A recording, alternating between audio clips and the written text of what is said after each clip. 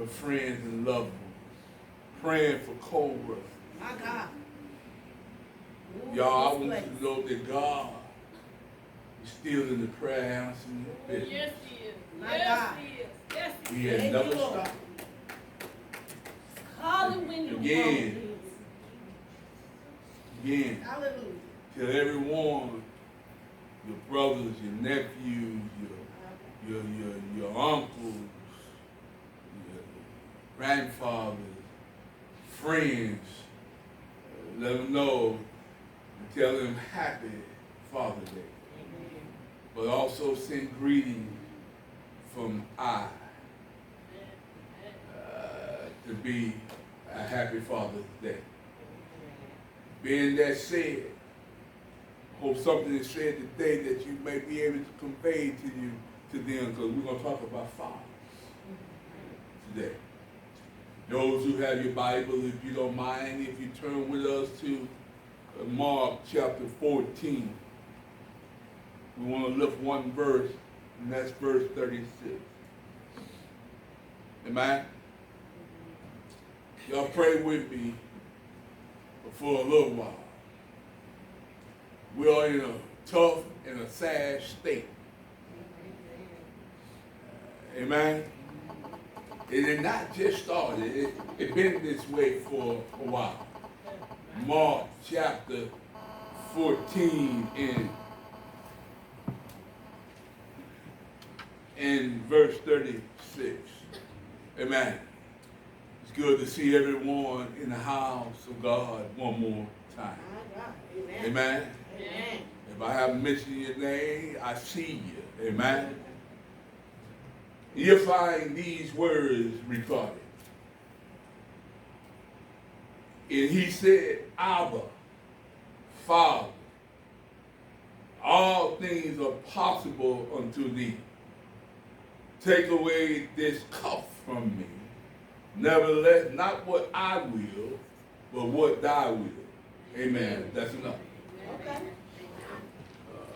Y'all don't mind for a moment of your time. We want to talk about the ultimate Father. Amen? What is your definition of a real father?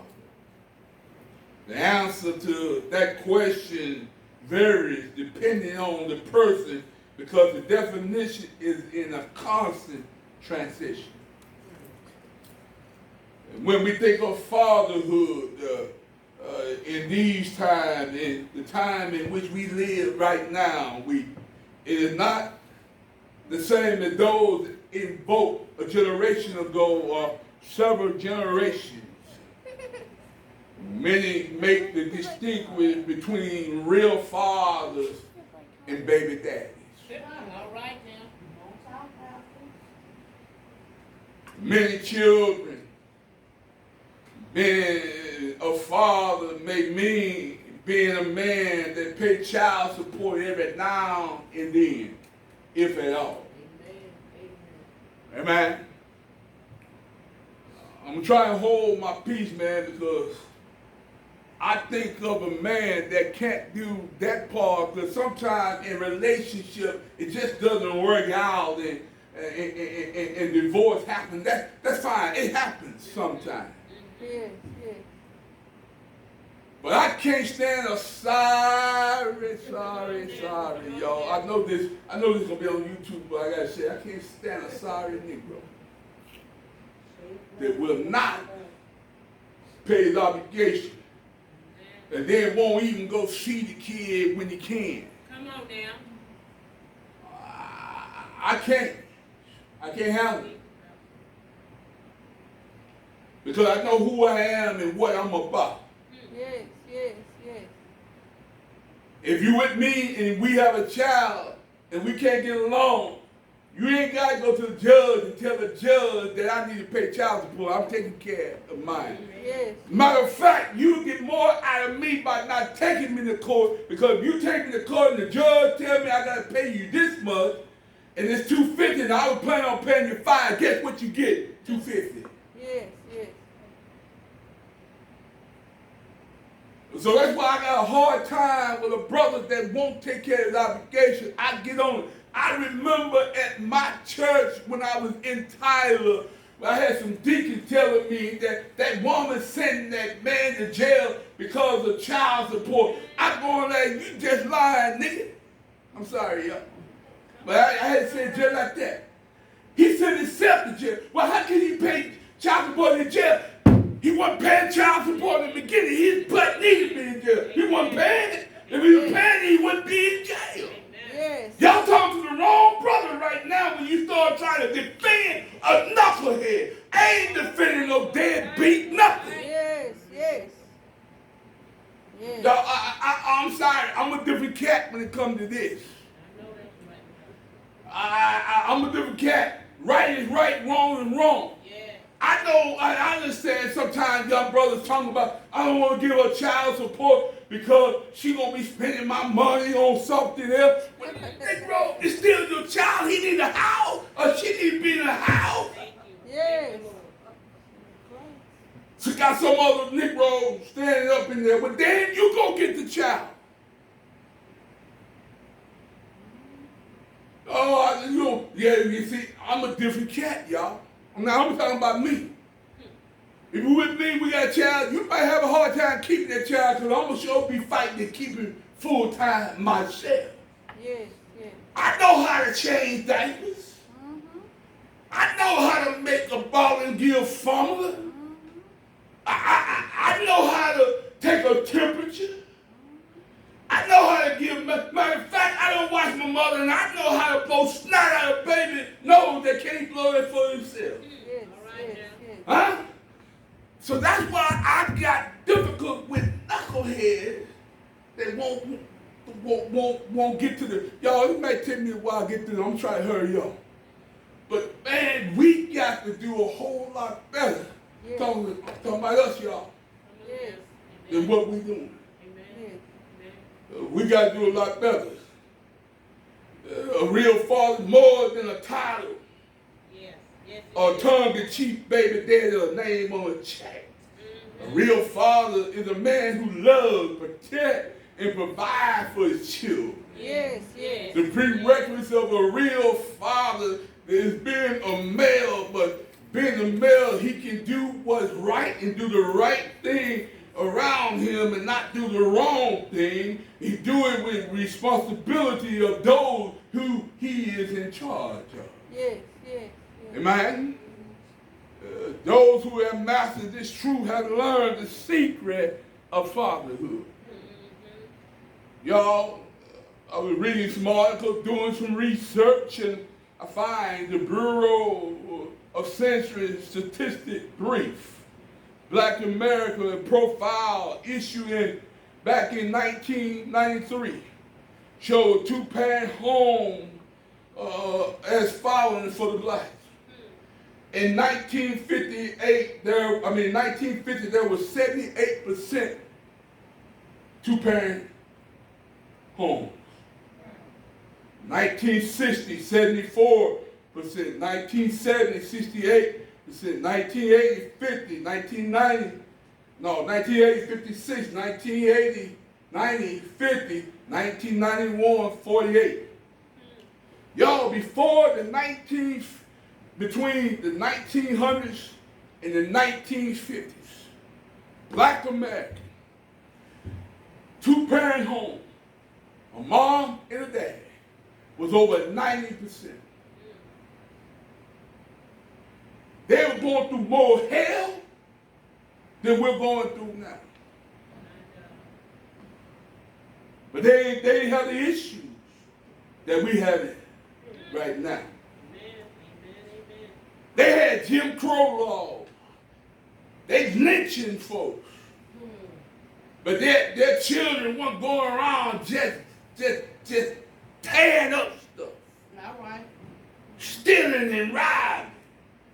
They had children, 12, 13, 14 kids. Maybe because they were working them, they was in the cotton patch, I don't know, but they wasn't acting a fool like I was acting a fool. Y'all, I come by to tell you as a father, my nephew, my grandson, my son. I don't care what their last name is. Their last name, they represent the house of Stevens.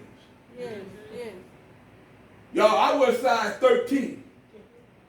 And I would put it up somebody behind in a heartbeat. Yes. You representing me. And that's the issue. Look here. There's another article that I read entitled, "Who's Your Daddy? The Epidemic of Absent Black Fathers."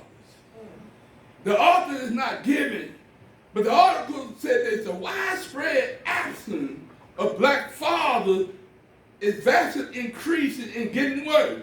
According to the 2010 census that was published in 2011, over 24 million children live inside of a fatherless home. Let's break that down, y'all, in the different races. The Hispanic race was 1 in 3. 34% of children live without a father. So that means that 66% of them had fathers.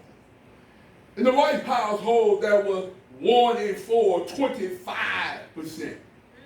That means that 75% of the fathers was in the home. The ideal is to have 100, but look at this, y'all. In our family, where in the 1900s to the 1950s, it was 90%. Now, in our home with our father, we are at 2 and 3 at 64%. That means 36% of fathers are in the home. Y'all, there's an issue and a problem going on here. Yes. Anybody see anything wrong with this picture? Amen. Something wrong with this, y'all. Well, y'all, in 2018, they said that figure was 73%. So if it's 73%, that means that it must be about 17% of fathers in the home. That ain't good.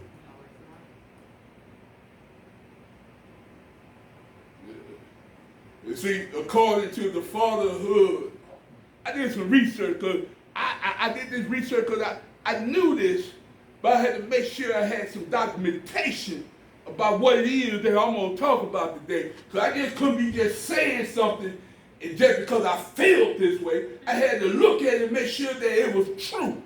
Because sometimes stuff ain't what it looked like. It looked like one thing, but it may not be there. So I had to go get some statistics. I did some research so that I can be able to know what I'm talking about. And I looked at more than one research, and I got the same thing.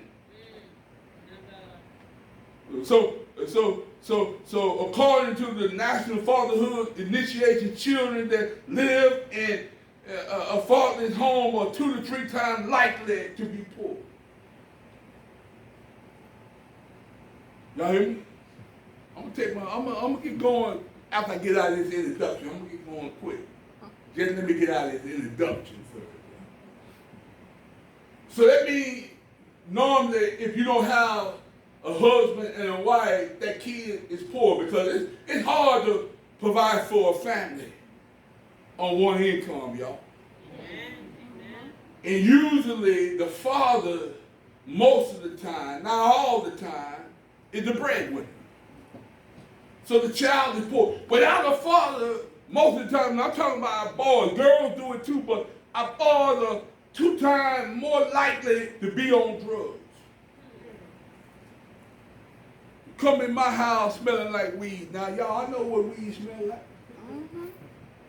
You can tell me something else. Before you come in my house smelling like weed, don't put no foot in your butt. Why? Why you saying you put my house, my room? I'm the king of my castle. Come on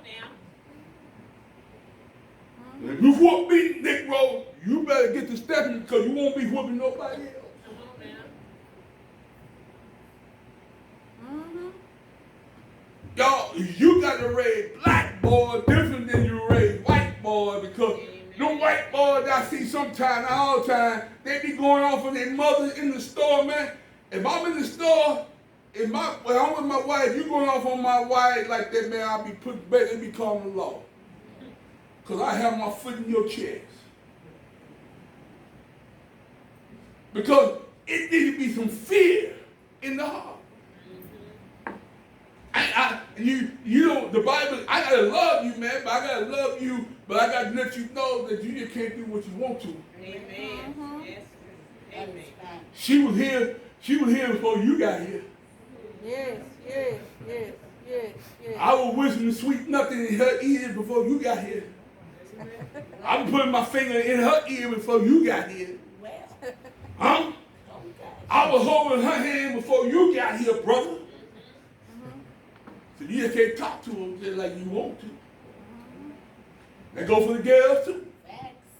So I know sometimes, really, you need to hear it now. You get a little older, I'm going to be a little older. But I still got big hands. They ain't going to get smaller.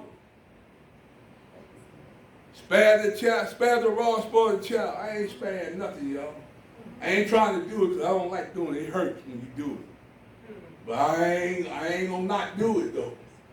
Don't get it, what he said, don't get it twisted. I'm going to get it, it's going to get done. Huh?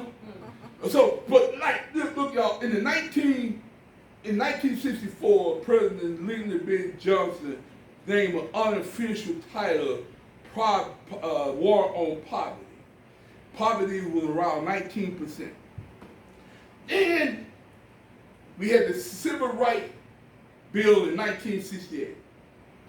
And that bill under Johnson leadership wanted to extend this thing to urban ghettos in the north and extend it to the capacity of complex situation of social problem, overpopulation and segregated housing, poor schools and unemployment. But y'all, I come by to tell you, we haven't won that war on poverty. We haven't won that war. Matter of fact, y'all, it was about this time when we declared war on poverty that we got out of sync. That's when fathers in our black homes started getting reduced. What are you saying, preacher? Because now the government has been started to become the fathers of our children. That's when stuff started going awry, because we started saying, you have babies, you don't need a husband or man in your life, we'll pay you for the child. We've been selfish and sorry, Negro, saying, well, I give you babies, and they ain't got to worry about it. That ain't how it works. We still need to be fathers. I need to take care of my children. I need to be able to teach them responsibility, how to be a man. You just a chump. Godly, as Christian, godly men have learned through the generation, through trials and errors, that they have to have the courage to love and protect their wives and mature their children to stand for what is right in the sight of God. God sees you when you're doing what you ought to do as a father as right. Even sometimes when you happen not to be with your wife for whatever reason, you still need to be a father. Yes, Your children still ought to want to respect you. yes, And you ought to keep your promise. yes. You got to keep your promise. Then you get mad if somebody else step up to the plate and take care of your child, and you get mad because she found another man who loved her and her children. Now you mad at him because he's doing what you ought to be doing. You better move around, brother. You want doing, look, y'all. You want doing a damn thing then, so what's going on? Yes, yes, yes.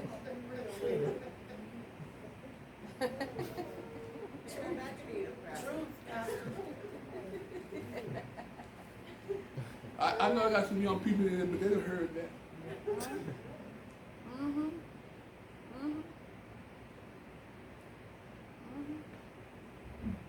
I'm bent right now, y'all. Yeah, you can see it. You can see it the way I'm talking. I'm bent at we want to blame everything on everything that's going on in the black family right now, on racism, on everything else. It's you, it's us, it starts with me in my house. Yes. Me in my house. Well, what we gonna do? We gonna serve the Lord. Yes. Yes. Yes. I want to blame everybody else but myself. Yes. Yes. Y'all, I understand that my foreparents were slaves. I'm not one. Are you? No. They was. And anything that was owed was them, but we owe them to do what's right. And we ain't. That's right. Mm-hmm. We get there and say the white man owed me something.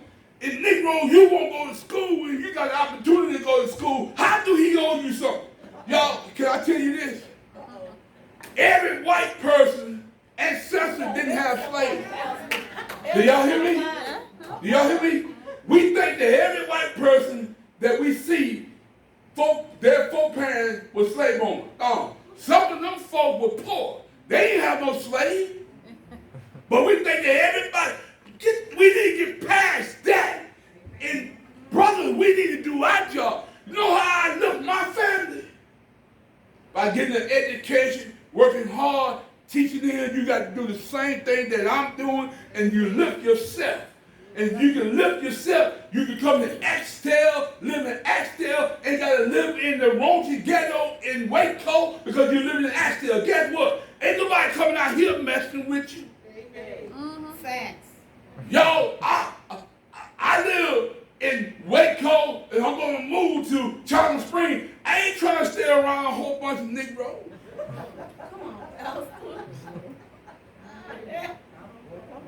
Now, I'm just going to tell you the truth, man. You know why I say that? Because I watched my dad all my life. When we moved, my dad always moved where the white folks was at. And when he moved, they moved. And then when other black folks started coming in, I got to go move out there with my white brothers. And he moved right out there with me. Why? Because he educated himself. He was a mechanic. He was a welder. My mom was a nurse. They both were working. They're going like this. Let's go. And this is in West Texas. When I get to East Texas, I go to an all-black school. This is the first time in my life I've been to an all-black school. Because in West Texas, they were already integrated when I started school. And my father was living in white neighborhoods, so I was going to school with white folks. I wasn't getting in a whole lot of trouble, y'all. And I wasn't letting the white boys get me in trouble. Their trouble was a whole lot different. They didn't get punished like I got punished. Right. Their daddy and mama talked to them. My daddy and mama put something on my butt. Oh. I can't hang out with you, bro. Because my dad said, I don't care what's going on in their house, what's going on in this house is what I'm concerned about. So look here, y'all.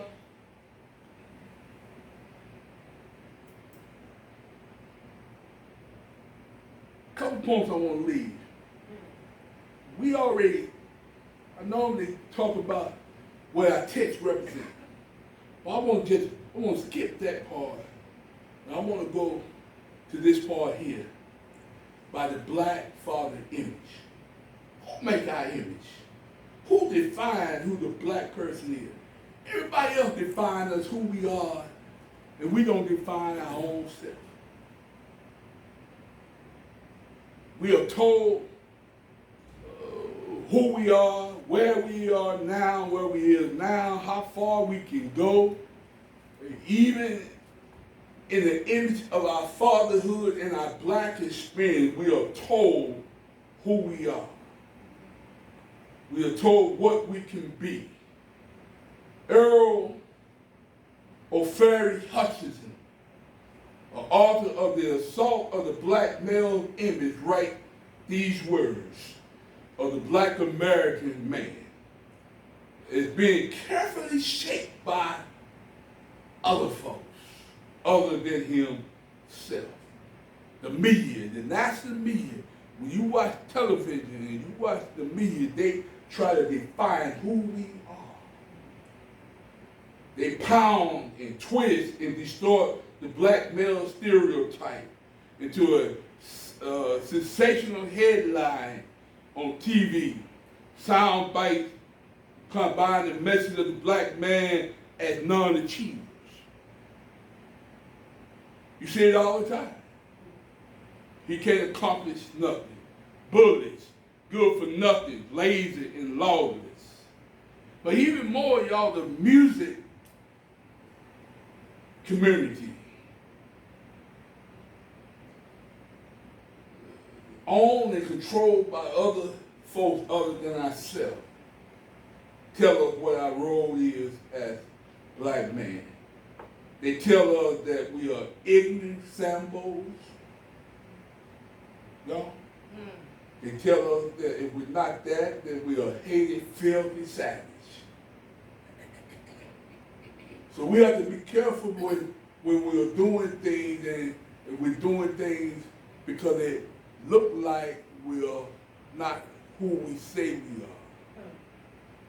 They say that we're always violent, so they want to use that as an excuse to shoot us. Because you're always not reasoning to want to reason.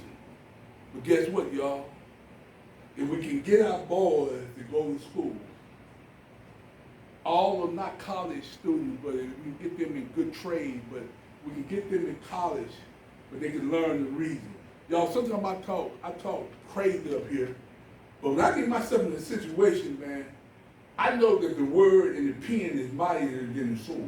Mm-hmm. So then I begin to use that. Because sometimes you ought to be able to talk your way out of some trouble. And when you can't, then you go ahead and defend yourself. But you ought to be able to try to talk your way out of stuff. Sometimes you got to know who you're dealing with so that you know that now I may be able to talk my way out of it. But if you're dealing with a knucklehead, you should do no talking. They don't understand that, so you got to give them what they understand. But you got to make sure that you take care of yourself. But don't let nobody else define you who you are. Tyler, nobody else defines who you are. Jontavius, nobody defines who you are. Miguel, nobody defines who you are. You go back and you tell Derek and Derek Jr. that nobody defines them of who they are. They know who they are. They know who they belong to. They know who their daddy is and their granddaddy. Their granddaddy and their daddy was taught by his daddy. And his daddy may not even been educated, but his daddy know what it was to be a man, and he was taught. Even if his daddy didn't tell him much, he saw what his daddy was doing, and he did the same thing that his daddy was doing. You ain't always got to talk about how good you are. You need to show it.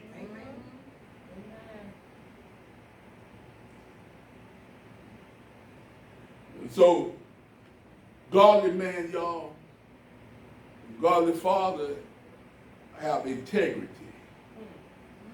We ought to have some integrity. Every integrity is rooted in godly principle. We got to have the integrity, and the integrity find that we can take care of our family.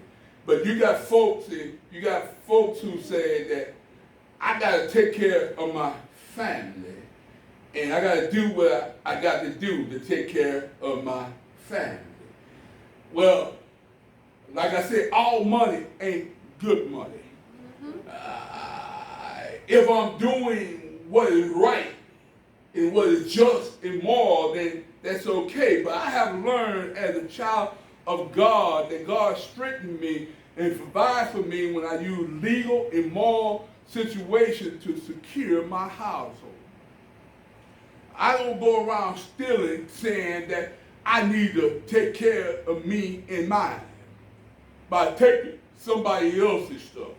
I need to learn how to get a job and get an education. You know why some folks don't get a job, y'all? because they can't fill out an application. Been in school 12 years, and if they fill out an application, you next to them fill out an application, they copy you, they're going to copy your name, your birthday, your social security number.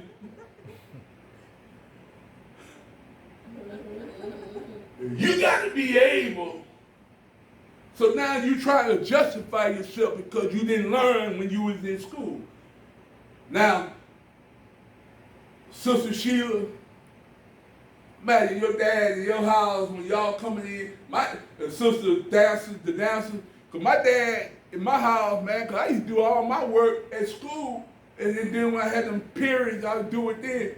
He gonna like, I don't care. You need to bring a book in the house, and I need to see you ahead in that book when you get here. And when I come through there, it better not be upside down, telling me that you read. Have y'all ever seen a kid, man? I see a kid say he read in the book upside down. Come on, man. That's because we have to have fathers in the home enforcing and telling us that education is vital. Yeah. I understand that the mothers can do that, but when a father do that, man, it's a difference between when I say something and when Sister Stevens say something to Serenity. She say something to Serenity, she just going like, you know what time it is. It's a difference, y'all. My mom used to tell us, say something, man, just keep on doing. Yes, ma'am, keep doing. My dad going, hey! Stand at attention. Yes, sir. Get it done. It's a difference. Because God designed it that way. Because a mother is more nurturing and he needs her. That's why we have Mother's Day and mother do a lot of teaching. But father got to enforce some rules. Yes, yes. Mother said it's all right to get you out of, go get my baby out of jail. Daddy said keep that nigga over there. Let him learn a lesson. Huh? The blue. Now, daddy, if his daughter go to jail, mama ain't got to say nothing here. Because mama probably the ones to keep her there. Because dad's going to get the girl out of jail. I am. I don't care what she do, I'm going to get her. But if it's my son, oh man, this nigga need to learn something. Matter of fact, he needs to stay about 2-3 days. See how it feel to eat some jail food. You come home, you appreciate your mama cooking. So we got to have men of integrity. So y'all, we got to understand that father, we are defined by our ability to do things that need to be done as a father. Our ability to withstand fiery flames. We got to teach our boys how to go through the fire, how to be tested in the fire. The Bible talks about being tried by the fire. Our foreparents went through some fire and they came out on the other side. They come out and they destroyed everything going through the fire. They left it in God's hand, but they did what God told them to do. Sometimes we say that God is telling me to do something, but we lying because God ain't told you to shoot nobody in the head. That was you. Even if I shoot somebody in the head, it wasn't God. It's me. I got so angry and so pissed off that I'm going like, I'm not going to hear you, God. I'm going to shoot you. Then after I shoot that person, then I'm going to go, God, why didn't I listen to you? Now I'm in some trouble. You hear me? So we have to understand that going through the storm, trials, when gold goes through the fire, through the hot oil, it gets refined. We as men get refined and become fathers by going through the fire. Because the fire determines how I come out, who I am, and what my character is. When I'm going through the fire, and the fire is heating me up, and all the mess comes to the top and steam out and leave pure gold, if I'm standing, flat-footed and firm, still teaching my children what's right, even when I'm being mistreated myself, telling them you still got to do what's right. But still telling them, even when they mistreat you, you got to do what's right. But you got to let them know that you know that they're doing you wrong, and you're going to speak up about it. It is about character. When I understand, when I'm tried by the fire, and God tried all of us through fire. Amen. And when we go through fire and we come on the other side, we come out better. Because when we go through the fire, I know who you are. When you are in the heat of the moment, and when you're going through, I can recognize who you are. Going through the fire, Father, sometimes we got to go through the fire. And when we go through the fire, we teach our son and our daughter what kind of character we have. And when we show our characteristic to them, we'll display it to them. We want you to have that same character. Amen. You got to trust God. I come by to tell you when you're going through the storm. And when you're going through the storm, that's when God is closest to you. When you're going through your storm, it seems like he's far away from you. But I come by to tell you, he's right there with you. My Heavenly Father does not reside in Axtell, Texas. Nor does he reside in Waco. But he sat high and looked low. And he's with me wherever I go. Well, I call him Abba, a Father. I'm assured that he loves me with agape love. No matter what I do, he still loves me. And because he loves me when I do wrong, he corrects me. And when I do right, he holds me in his arms and tells me that I've been all right. Well, Father, you got to do the same with your children.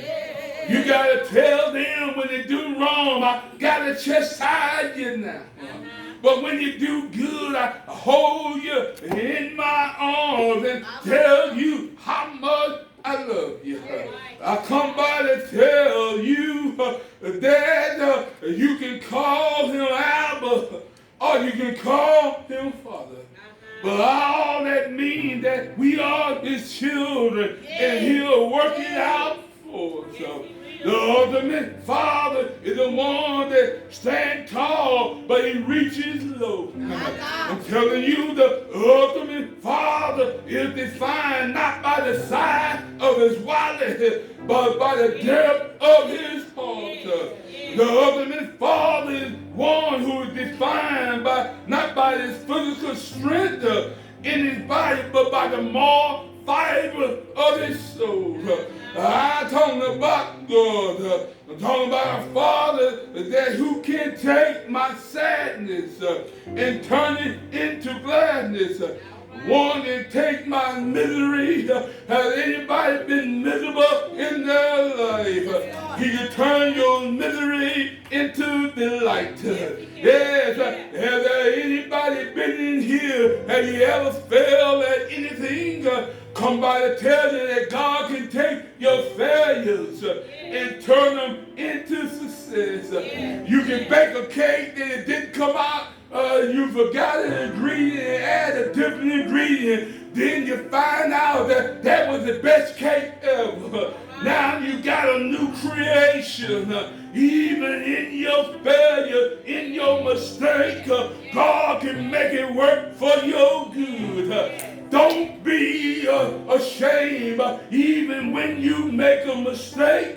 I come by to tell you that God can and God will lift you up. I'm talking about, Father, when your child didn't make a mistake, it's all right to do what you need to do, but you still got to come back and love him or love her. Yeah, because they still need your love. Matter of fact, they're looking for your love. You got to put them in your arm, whisper in their ear, and say, Daddy, love you. Because you know that I'm a mean daddy. Yeah, the daddy mean I got a relationship with you. Did you have a relationship with your daddy when you were a little girl? Yes, when you were a little girl, daddy would let you sit in his lap.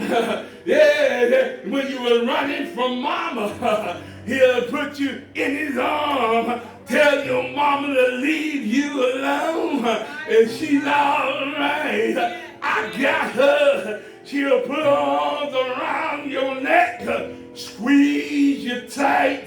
You tell her it's all right. She understands that you love her. She knows that you will get her when it needs to be gotten, but she knows that you love her. Is there anybody glad that your daddy loved you like God loved you, even when you messed up? Yes, even when they had to do something that they didn't want to, they still brought you near to them, near to the Lord today. Oh, ain't God all right? I'm reminded of a story. I'm getting ready to take my seat now. There was a little girl, she was afraid of the dark. Y'all, every time it got dark, in the wee hours of the night, she would cry out, Daddy, it's dark, will you hold my hand? Her daddy would get up out of his sleep, sit in her bed, and hold her hands. When her daddy died, she had that picture still in her mind. Every time it got dark, her daddy would come and hold her hands. Many years after her death of her father, she came to know the Lord. And then she told the Lord, yeah, oh Heavenly Father, it's dark. Hold my hand.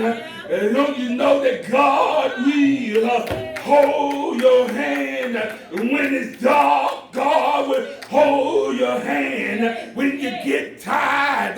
God will hold your hand when folks mistreat you. God will hold your hand when they scandalize your name. God will hold your hand when it feels like nobody loves you. God will hold your hand. Yes, sir. Yes, he will. The songwriter said, Lord, hold my hand while I run this race. My God. I don't want to run this race in vain. Lord, hold my hand while I run this race. I don't want to run this race alone. Hold my hands. Anybody need God to hold your hands? Yes. Hold my hand, Lord. Yes. Doors of the church is open. Yes. We serve an awesome God. Amen. Y'all are sorry. Yes. These sermons that I've been preaching lately are hitting me deep. So they're longer than normal. I'm not trying to do it in a series. I'm not trying to do 2 sermons. So I got to say what I need to say. All right. Amen. All right. Yes. But remind your brothers, your nephews, your male friends, whoever they may be, let them know who the ultimate Father is and what you got to do. Come on, baby. But we gotta hold our fathers accountable. Don't give up. And that they got to be fathers. Don't you worry. It's not the U.S. government. You don't have It's to them. cry. Thank you, Come Lord. on. Yes. God sees. He sees what you're going through. Mama. Oh, God is willing. Mama. And he's able. This did not catch him by surprise. My Lord. So if you trust him and just step Yes. aside. Step aside. Yes. Yes. And be still. Still. Don't rush him. Rush. For these obstacles, they are allowed. God wants to take you higher and higher if you just hold on. My God is willing. Yes. Yes. And he's able. This did not catch him by surprise. Yes. So if you trust him and just step Mama. aside. Yes. Yes. Hold on. Don't give up. Yes. Don't you worry, you don't have to cry. God sees, he sees what you're going through. Yes. God is willing Yes. Yes. and he's able. This did not catch him by surprise. Yes. So if you trust him Yes. Yes. and just stay, Yes. stay up, get out of God's way and try Jesus. Try Jesus. He'll work it out for you. Try Jesus and stay. Step aside. Amen. Mama. Try Jesus. Thank you. Yes. And step aside. Y'all hear that? Yes. But you gotta step aside. That's hard for a lot of us.